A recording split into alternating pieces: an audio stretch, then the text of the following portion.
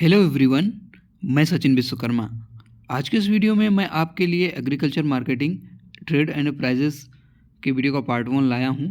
इसमें जो है हम लोग पढ़ेंगे बहुत ही ज़्यादा इंपॉर्टेंट टॉपिक जो कि हर बार परीक्षा में आता है और बहुत ही ज़्यादा इंपॉर्टेंट है। मार्केट क्या है, यानी बाज़ार से आप क्या समझते हैं, बाज़ार का वर्गीकरण कीजिए, इस प्रकार से क्वेश्चन आता है। तो इसमें जो है मार्केट शब्द की उत्पत्ति लैटिन भाषा के, किस भाषा के, लैटिन भाषा के शब्द मार्केटस से हुई है। लैटिन भाषा के शब्द मार्केटस से हुई है, जिसका अर्थ होता है वह स्थान जहाँ पर वस्तुओं का क्रय विक्रय किया जाता है। लैटिन भाषा के शब्द मार्केटस का अर्थ होता है वह स्थान जहाँ पर वस्तुओं का क्रय विक्रय किया जाता है। अर्थशास्त्र के अनुसार बाजार से अभिप्राय उस स्थान से होता है जहाँ वस्तु के क्रेता और विक्रेता आपस में प्रतिस्पर्धा करते हैं, यानी कि क्रय विक्रय करते हैं। और प्रोफेसर एली के अनुसार बाजार शब्द का अर्थ उस साधारण क्षेत्र से लगाते हैं जिसके भीतर किसी वस्तु विशेष की कीमतों का निर्धारण करने वाली शक्तियाँ कार्यशील होती हैं। बाजार शब्द का अर्थ उस साधारण क्षेत्र से लगाते हैं जिसके भीतर किसी वस्तु विशेष की कीमतों का निर्धारण करने वाली शक्तियाँ कार्यशील होती हैं। ये प्रोफेसर एली के अनुसार बाजार की परिभाषा है। इसके बाद बात करते हैं कि एलिमेंट ऑफ मार्केट और कैरेक्टरिस्टिक्स, यानी जो बाज़ार होता है उसके तत्व और उसकी विशेषताएं क्या क्या होती हैं। तो बाज़ार में एक क्षेत्र होना चाहिए, दूसरा एक वस्तु होनी चाहिए, तीसरा एक ही मूल्य होना चाहिए और चौथा क्रेता और विक्रेता बाज़ार में होने चाहिए और स्वतंत्र प्रतियोगिता, उनमें जो है क्रेता और विक्रेता के बीच में स्वतंत्र प्रतियोगिता होनी चाहिए और उनको बाज़ार का ज्ञान होना चाहिए। अब क्लासिफिकेशन ऑफ मार्केट की बात करते हैं।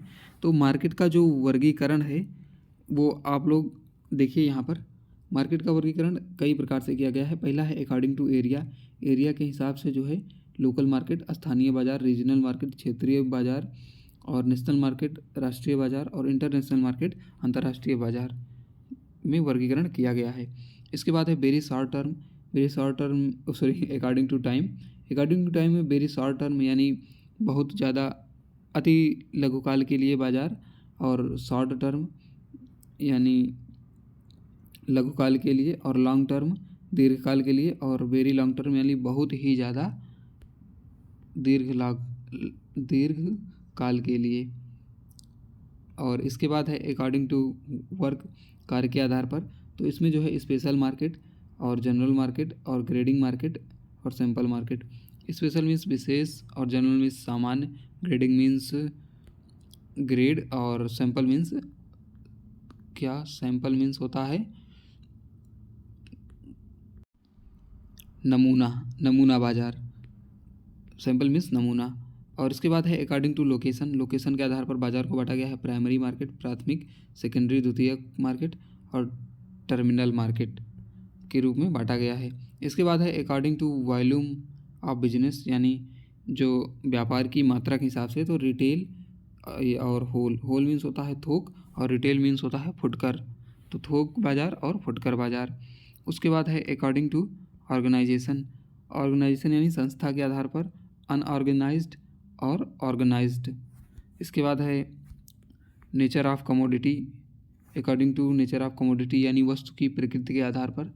तो इसमें जो है कमोडिटी यानी वस्तु मार्केट, और कैपिटल यानी पूंजी मुद्रा मार्केट। इसके बाद है परफेक्ट, अकॉर्डिंग टू कंपटीशन के आधार पर जो है प्रतियोगिता के आधार पर। परफेक्ट कंपटीशन पूर्ण प्रतियोगिता, इनपरफेक्ट कंपटीशन अपूर्ण प्रतियोगिता। अपूर्ण प्रतियोगिता को कई भागों में बांटा गया है, मोनोपोली और डुओपोली और ओलिगोपोली और मोनोपोलिस्टिक। मोनोपोली मीन्स होता है एकल, डुओपोली मीन्स होता है द्वि, और ओलिगोपोली मीन्स बहुत सारी। तो एकाधिकार, द्विआधिकार और बहुअधिकार। इसके बाद है अकॉर्डिंग टू डिलीवरी के आधार पर जो है स्पॉट यानी तुरंत डिलीवरी, और फ्यूचर मार्केट यानी भविष्य में। अकॉर्डिंग टू रेगुलेशन यानी नियंत्रण के आधार पर। तो रेगुलेटेड मार्केट और अनरेगुलेटेड, यानी रेगुलेटेड मतलब सरकार के नियंत्रण में, अनरेगुलेटेड जो किसी के द्वारा नियंत्रित नहीं होती है। तो इस प्रकार से मार्केट का क्लासिफिकेशन है। इसके बाद आता है एक बहुत ही ज़्यादा इंपॉर्टेंट टॉपिक जो कि परीक्षा में आने की बहुत ही ज़्यादा संभावना है, एग्रीकल्चर मार्केटिंग यानी कृषि विपणन से आप क्या समझते हैं। कृषि विपणन क्या होता है कि कृषि विपणन के अंतर्गत उन समस्त कार्यों को सम्मिलित किया जाता है जिनके द्वारा कृषि उत्पाद उत्पादक से उपभोक्ता तक पहुंचता है, यानी वे सभी क्रियाएं जिनके द्वारा उत्पादक से उपभोक्ता तक सामान या उत्पाद पहुंचता है उसे हम लोग एग्रीकल्चर मार्केटिंग के नाम से जानते हैं। ऑब्जेक्टिव ऑफ एग्रीकल्चर मार्केटिंग यानी एग्रीकल्चर मार्केटिंग कृषि विपणन के उद्देश्य क्या क्या हैं, तो समाज के विभिन्न वर्गों में अलग अलग सबके उद्देश्य हैं। सबसे पहले है उत्पादक कृषकों का विपणन उद्देश्य। उत्पादक जो कृषक होते हैं, जो उत्पादक होता है, उनका उद्देश्य होता है कि ज़्यादा से ज़्यादा मूल्य प्राप्त करें, उनका जो उत्पाद है उसका ज़्यादा से ज़्यादा मूल्य प्राप्त करें। उपभोक्ता का विपणन उद्देश्य होता है कि जो उन्हें वस्तु प्राप्त हो रही है वो कम से कम मूल्य पर प्राप्त हो। इसके बाद आता है विपणन मध्यस्थों का उद्देश्य, यानी जो विपणन मध्यस्थ होते हैं उनका जो मुख्य उद्देश्य होता है वो होता है अधिक लाभ कमाना। वो विपणन प्रक्रिया के दौरान अधिक लाभ कमाना चाहते हैं। फिर आता है सरकार का विपणन उद्देश्य।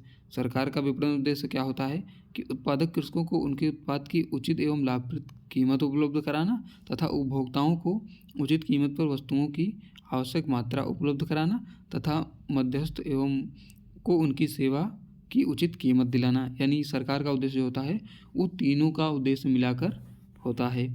इसके बाद आता है जनरल कॉन्सेप्ट ऑफ मार्केटिंग, तो ये बहुत इंपॉर्टेंट है। इन सब को जो है इसका PDF मैंने टेलीग्राम पर प्रोवाइड करा दिया है, तो आप लोग वहाँ से जाकर इसको पढ़ सकते हैं। इसके बाद नेक्स्ट टॉपिक है